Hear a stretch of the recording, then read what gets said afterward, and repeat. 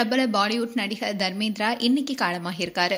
உடல்நலக்குறைவால மருத்துவமனையில சிகிச்சை பெற்று வந்த தர்மேந்திரா பாலிவுட் நடிகையும் பாஜக எம்பியுமான ஹேமா மாலினியின் கணவர். தர்மேந்திரா என்று அழைக்கப்பட்ட தரம் சிங் தியோல் இந்திய சினிமாவில் ஒரு புகழ்பெற்ற நடிகர், தயாரிப்பாளர் அண்ட் அரசியல்வாதியும் கூட. பாலிவுட்டுடைய ஹீமேன் என்று அவர் செல்லமா அழைக்கப்படுறாரு. 1997ல ஹிந்தி சினிமாவுக்கு இவர் செய்த பங்களிப்புக்காக பிலிம்பேர் வாழ்நாள் சாதனையாளர் விருதையும் பெற்றாரு. இவர் இந்திய திரைப்படத்துறை வரலாற்றில் மிக வெற்றிகரமான நடிகர்ல ஒருத்தர். இவருடைய குறிப்பிடத்தக்க கேரக்டர்ல ஒண்ணுதான் 1975ல வெளியான ஷோலோ திரைப்படம். இவர் ராஜஸ்தான்ல இருக்கிற பிகேனர் தொகுதியில இருந்து பாரதிய ஜனதா கட்சி சார்பில் இந்தியாவில் 14வது மக்களவையில உறுப்பினராக தேர்ந்தெடுக்கப்பட்டாரு. 2012ஆம் ஆண்டுல இந்தியாவில் குடிமக்களுக்கு வழங்கப்படும் 3வது மிக உயர்ந்த விருதான பத்மபூஷன் விருது இவருக்கு இந்திய அரசால வழங்கப்பட்டுச்சு. அதோட இவர் பல வெற்றி படங்களை கொடுத்திருக்காரு. இந்நிலையில்தான் நடிகர் தர்மேந்திரா அவர்கள் 89 வயசுல காலமாகியிருக்காரு.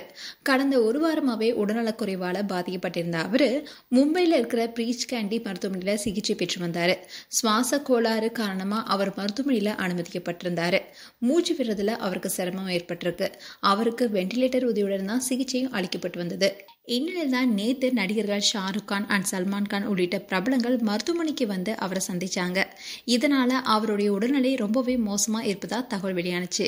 ஆனா அவருடைய குடும்பத்தினர் இதை மறுத்தாங்க. இதை தொடர்ந்து சுவாச கோளாறுக்கான சிகிச்சைகள் பலனளிக்காத நிலையில தான் இன்னைக்கு காலையில அவருடைய உயிர் பிரிந்திருக்கு.